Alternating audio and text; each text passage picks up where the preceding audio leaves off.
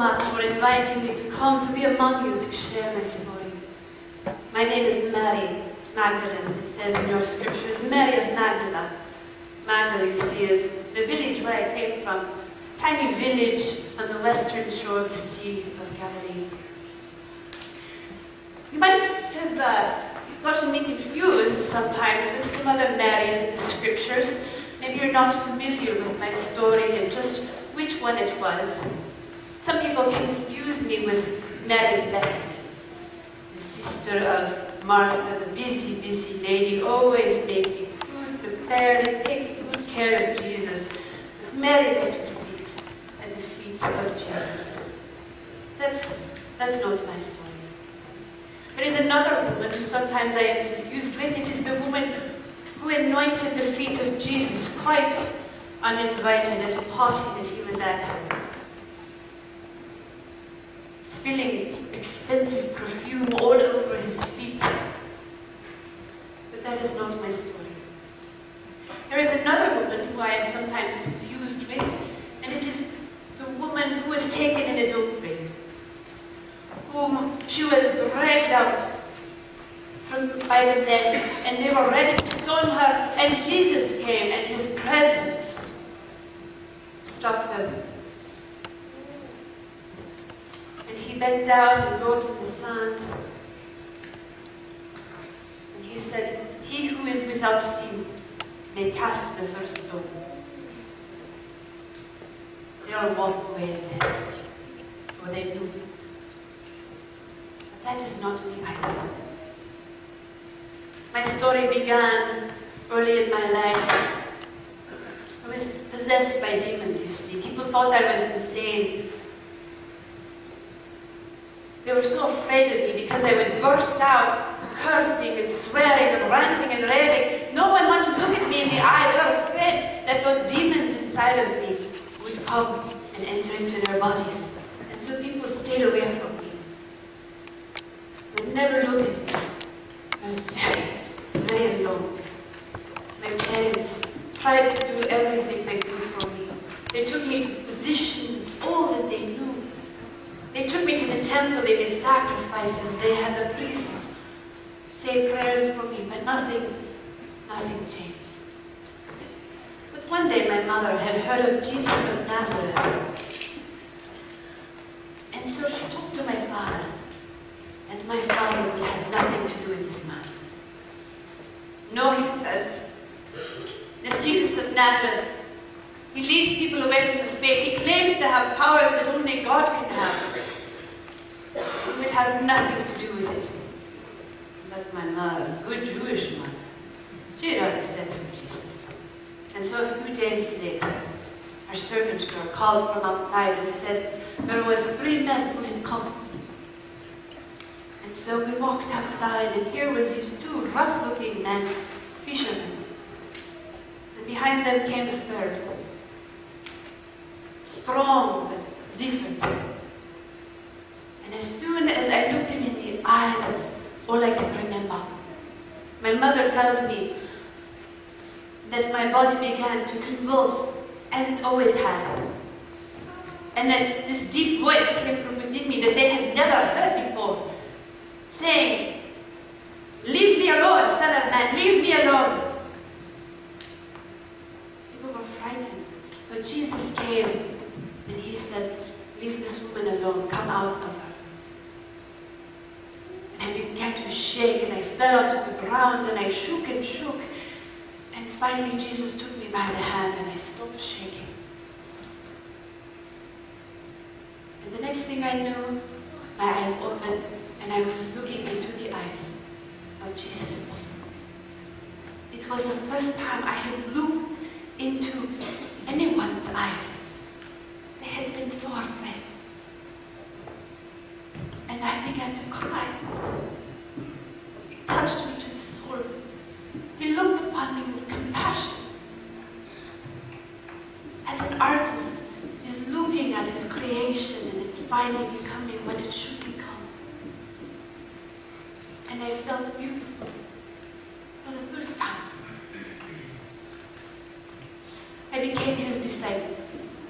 along with many other women whose lives had been touched by this man in many different ways, whose lives had been set free, who had been given compassion and known the love of God like we had never known before.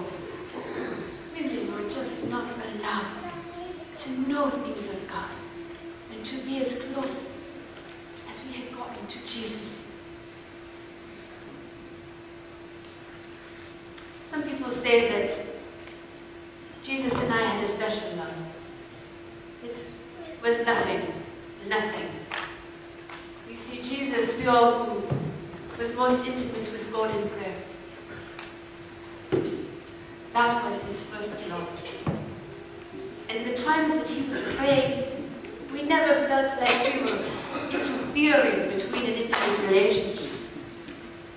We actually felt closer to God too, drawn into this wonderful, intimate relationship. It was a love like I had never imagined or known. It touched all of us to the core. And so that's why the events that I'm about to tell you shook us to the core. This man who had healed us and so many others, who had fed thousands with a few loaves and a few fishes, whose miracles seemed to know no bounds. You know, he told us that he would die, that he would be raised up.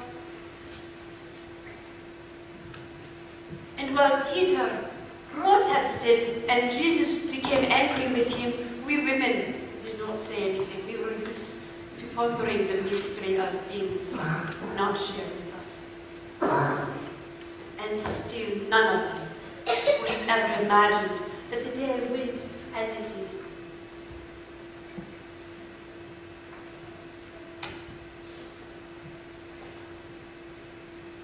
It was as though all the evil spirits that had left my body that day when Jesus was being hauled up in front of the whole community, they were shouting, "Crucify him, crucify him, release Barabbas, release Barabbas."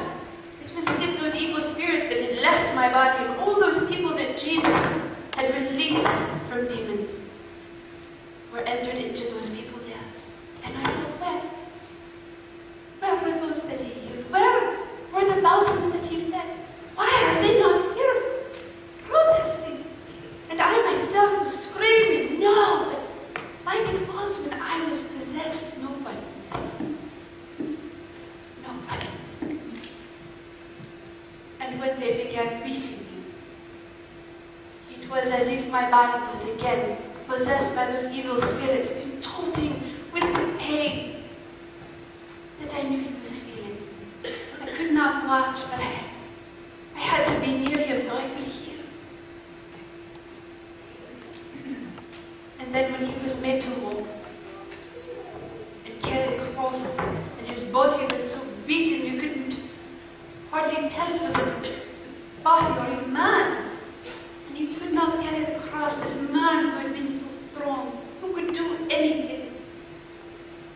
When he fell under the weight and the soldiers beat him and he tried to lift and he could not, and this other man was made to pick up the cross. I was devastated. Every prayer that I had prayed that this would be a mistake, that it would stop. I knew there was nothing to stop it.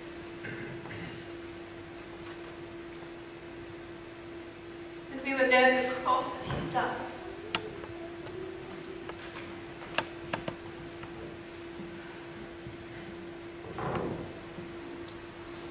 And our grief was so great. My pain was so great. I wanted to die that morning. But my pain was nothing like the pain he was going through. My darkness, the darkness that had come again into my life, was nothing like the darkness he had. And when we heard that his body would be released to us, we longed to show him the same compassion and love that he had shown us. And so as we took his body, once beautiful body, now mangled flesh, those beautiful feet that had carried him endlessly everywhere, those arms that had raised the dead, the hands, the gentle hands that had healed and fed so many, those lips that had spoken words of love and goodness, and those eyes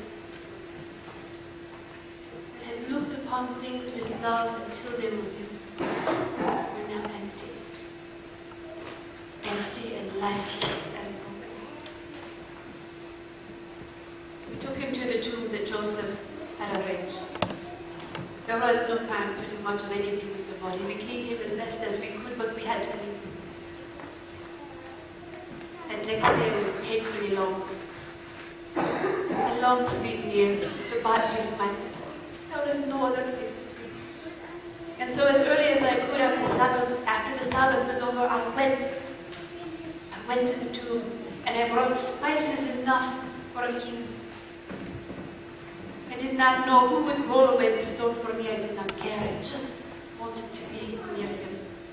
But as I got closer to the tomb, I could see that the shadow that was next to the stone was no shadow. It was indeed the inside of the tomb itself. And I did not know whether to be happy or to be frightened at what I might find. And when I peered into the tomb and found no body, I did not know what to do, and so I ran to the disciples and I asked them to come and look, but only Peter and John would come. And they ran and they got there before I did, and went away before I even got there. They had given up hope. They did not know either what had happened. And so I went in that tomb, I think to die. I wanted to roll that stone over the tomb and be where my Lord had last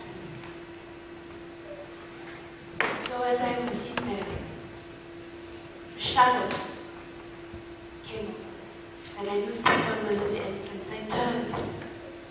There was a man in white standing there. I knew he was not a soldier. I thought perhaps he was the gardener. So I said, "Sir, if you have taken the body of my Lord, please tell me so I can go and tend to the body." And he said, "Mary." And I knew it was my Lord. And so I ran to him and I looked, and in the light of the day I could see his skin was no longer gray and lifeless. It was full of life, clean and shining. The arms were strong, the feet were strong. He walked with no pain. The eyes were full of love and compassion, not empty as they had been. And his hand, I reached for his hand, and even his hands were healed. There was a mark, but simply a mark, no wound. It was amazing. I did not know what it meant, but I looked at my Lord, and he was alive, and I was filled with hope. Filled with hope that I had not known ever. Even when those evil spirits had left my body, I was finding life that I had never found before. And Jesus said, "Mary, do not hold on to me, but go and tell my disciples that I am alive." And so I did. I told them, I ran, and I told them, and they would not believe me. It was painful. Jesus came to them. And you know that he is alive, and I have come that you might know that he is alive, that he looks upon you with compassion, that he looks upon you with love, and to know you are beautiful, and you are, and that he lives in me, and he lives in you, and that you no longer need to fear death, because his hands are stronger than death. His feet, his body is strong enough to carry you beyond that to new life waiting for you. And so believe, trust, and believe. Jesus